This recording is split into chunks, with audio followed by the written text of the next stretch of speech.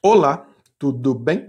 Vamos trabalhar hoje a lei de Coulomb, que é um assunto que cai bastante nos vestibulares. A lei de Coulomb, ela serve para determinar a intensidade, ou seja, o valor e a unidade de medida da força elétrica trocada entre cargas elétricas. A lei de Coulomb é a mesma para a força de atração e para a força de repulsão. A lei de Coulomb, inclusive, não conta se é atração ou repulsão. Ela é igual para os dois casos. Imagine que aqui, eu tenho uma carga elétrica, vou representar com Q maiúsculo, aqui outra carga elétrica, estou representando com Q minúsculo, e aí entre as cargas a gente tem a força, nesse caso, uma força de repulsão, mas poderia ser de atração. A lei de Coulomb não vai mudar. Como é que eu calculo a intensidade dessa força? Pela lei de Coulomb. Essa é a lei de Coulomb, Você vai fazer intensidade da força igual a 1K, que é uma constante, vezes módulo de uma das cargas, vezes módulo da outra carga, dividido por um d ao quadrado, sendo d a distância de centro a centro entre as duas cargas que estão criando essa força elétrica. Repare bem, aqui eu começo a chamar a sua atenção para os erros mais comuns, que aqui a gente está usando um módulo. Então você não usa o sinal das cargas aqui na conta. É módulo. Então, mesmo se as cargas forem negativas, ou uma delas negativa, você não usa o negativo aqui. E o D, reparem bem que o D está ao quadrado. Tem gente que esquece aqui, esse quadrado do D. É a distância de centro a centro entre as duas cargas. Aqui estamos calculando um valor de intensidade usando as duas cargas. O que quer dizer isso? Quer dizer que a intensidade vai ser igual para as duas forças.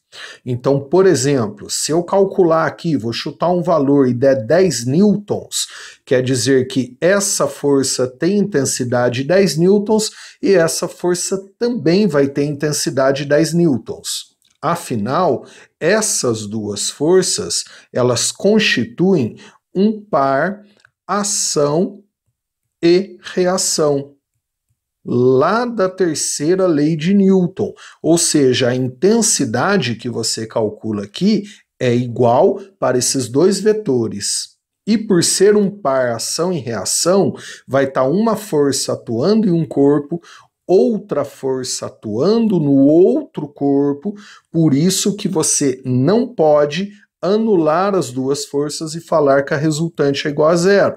Afinal, elas atuam em corpos, em cargas diferentes. Você nunca cancela ação com reação.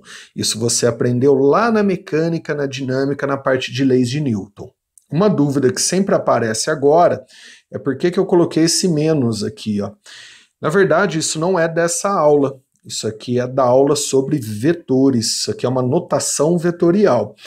Como esses dois vetores constituem um par ação e reação, a única diferença entre eles é o sentido. Então, matematicamente, vetorialmente, para contar que esses dois vetores possuem sentidos opostos, a gente coloca o menos em um dos dois vetores, podia estar nesse aqui também, tanto faz. E o K? O K é uma constante chamada de constante eletrostática. Ela é característica do meio, ou seja, cada meio tem o seu valor. É o meio onde as cargas estão inseridas. Que meio está ali ao redor das cargas? Aí um valor você tem que saber de cor, decore, tá? Que é o K do vácuo, que é de 9 vezes 10 a nona, em unidades do sistema internacional. Ou seja, a força vai ser dada em Newton, a distância em metro e as cargas em Coulomb. E, por favor, decore esse valor, que é o do vácuo. O K do ar é muito próximo do vácuo, praticamente igual. E esse valor do vácuo ou do ar, ele é um dos maiores valores para os meios mais comuns. Conseguimos determinar o K fazendo 1 sobre 4π vezes epsilon, sendo esse epsilon também outra característica, outra constante característica dos meios. Esse epsilon, o nome dele é permissividade do meio. O valor do vácuo, que é próximo do ar, é de aproximado, com 3 algarismos significativos, 8,85 vezes 10 a menos 12, com unidades de medida no SI. Então, se você colocar o valor do vácuo aqui, ó, você vai achar aproximadamente o 9 vezes 10 a nona. Ou seja, tem livros que apresentam a lei de Coulomb em função do K, que é a constante eletrostática, vácuo ar, 9 vezes 10 a nona, com unidades no sistema internacional, um dos maiores, né, valores, pode ser considerado o maior valor se comparado aos meios mais comuns. Porém, tem livros que trazem a lei de Coulomb em função da permissividade do epsilon. É a mesma coisa, percebeu? Então, no lugar do K, ó, a gente pode colocar um 1 sobre 4π vezes epsilon. E aí, esse epsilon também é característica do meio. E não se esqueça, caso o enunciado, o texto, não falar nada sobre o meio, você vai usar sempre o valor do vácuo, que você deve saber de cor. E se tivermos mais do que 2 cargas elétricas criando a força elétrica? Utilizamos, por exemplo, nesse caso, ó, 3 cargas. Vamos utilizar as 3 cargas na lei de Coulomb? Não. A força elétrica é um par ação e reação. Então, apenas uma carga sozinha não cria força. 2 cargas cria. Mais do que 2 cargas, você analisa de 2 em 2. É um par ação e reação. Então, como exemplo, imagina que aqui eu tenho essa carga 1 positiva, essa carga 2 negativa e essa carga 3 positiva. Aí, se você aprender a analisar para 3 cargas, tá? Você consegue analisar para qualquer quantidade. Você vai analisar sempre de 2 em 2. Então, vamos lá. Eu vou analisar primeiro entre 1 e 2. 1 e 2, ó, você tem uma carga positiva e uma negativa. Então, elas trocam uma força de atração, que eu vou chamar de força 1 aqui, ó. Né? Uma força de mesma intensidade, ó, que eu vou chamar de força 1, que é a força entre a carga 1 e a carga 2. Já entre a carga 2 e a carga 3, eu vou mudar de cor, ó, entre 2 e 3, carga 2 eu coloquei como negativa, 3 positiva. Então também é uma força de atração entre as duas, ó, um par ação e reação, numa força que eu vou chamar de força 2. Aí aqui eu não estou colocando a notação vetorial, então eu estou me referindo só à intensidade, tá? E entre a 1 e a 3. A 1 eu coloquei como positiva, a 3 também como positiva. Então a força entre elas vai ser uma força de repulsão, que eu vou chamar de força 3, intensidade 3, ó. Então a análise é sempre de 2 em 2, é um par ação e reação. E como vamos calcular a intensidade de cada força? Também você vai fazer de cada par. Vou começar pela força 1. Ó. Vamos fazer força 1 igual a K, que se ele não der, você usa o 9 vezes 10 a nona, vezes o módulo da carga 1, vezes o módulo da carga 2. Então a carga 2 é negativa, mas você não usa o negativo aqui, é o módulo, dividido pela distância entre as duas ao quadrado, de centro a centro, que eu vou chamar de D1, tá?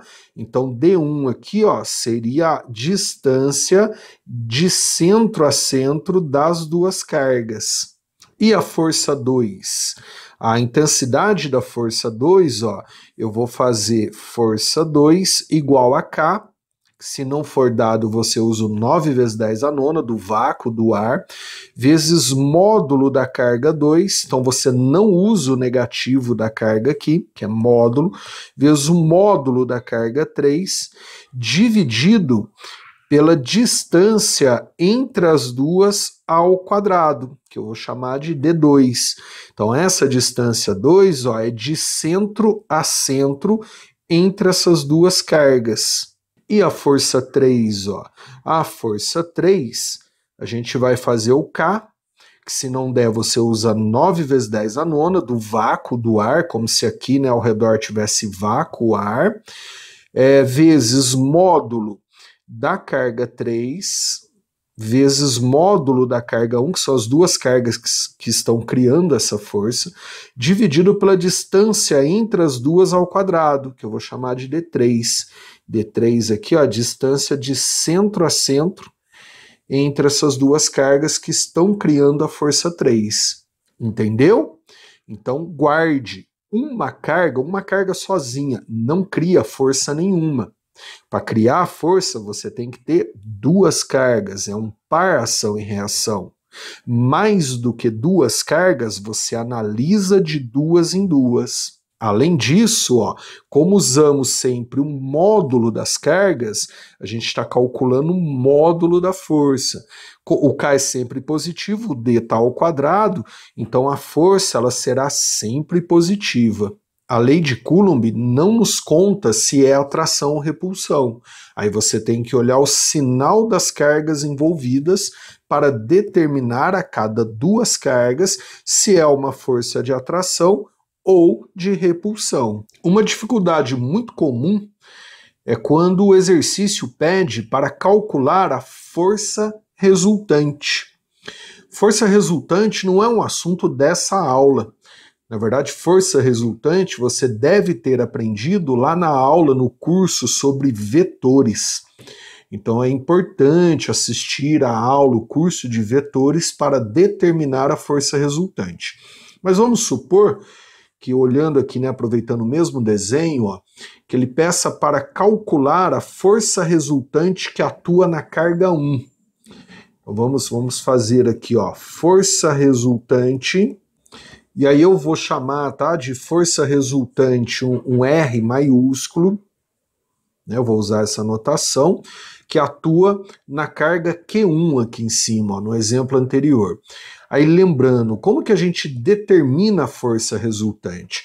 A força resultante, ela vem a partir da soma das forças, porém é uma soma vetorial. Então, o que você vai fazer? Ó? Se eu pedir para determinar a resultante sobre Q1, você vai pegar todos os vetores, todas as forças que atuam nessa carga. Então, vamos desenhar aqui, ó, Q1, mas isso aqui, ó, entenda que é uma revisão. Eu não estou te explicando. Se você não aprendeu a calcular uma força resultante, assista a aula de vetores, tá? Então, ó, Q1, eu tenho a força 1 e a força 3 atuando, ó, vou fazer com as mesmas cores, ó. Então eu vou ter a força 1 e a força 3 atuando. Não quer dizer que eu só tenho Q1, na verdade eu estou usando esse exemplo. Então são as três cargas juntas, mas eu estou olhando só o Q1, eu estou desenhando só a Q1 aqui embaixo, para ficar mais limpo, tá? Mas as outras cargas também estão aqui. Então eu tenho a força 1 e a força 3 atuando sobre a carga Q1. Se ele pede a resultante, você tem que somar esses dois vetores. Então a gente faz assim, ó, força resultante vai ser igual ao vetor F3 mais o vetor F1. E como realizamos essa operação vetorial? Você pode fazer pelo método clássico, ou até pelo método do paralelogramo, né? Vou fazer pelo método clássico, ó. Eu vou desenhar o vetor F3, tá aqui, ó. Vou desenhar o vetor F1, aqui, né, ó. E aí eu consigo achar o vetor soma, que é chamado também de vetor resultante, que é esse aqui, ó. Ou seja, a carga Q1, ela vai ficar sujeita a esse vetor resultante, a essa força resultante. É uma das formas, tá, de encontrar. A outra forma seria usar o método do paralelogramo, né? Vou fazer aqui em cima, paralelo, paralelo, né? Aí você tem o R aqui, ó. É outra forma também. Mas aí quando ele pede a resultante sobre uma carga, você vai utilizar todos os vetores que atuam naquela carga e fazer uma soma vetorial. Legal? Espero que você tenha curtido essa aula. Um abraço, bons estudos e até as próximas aulas.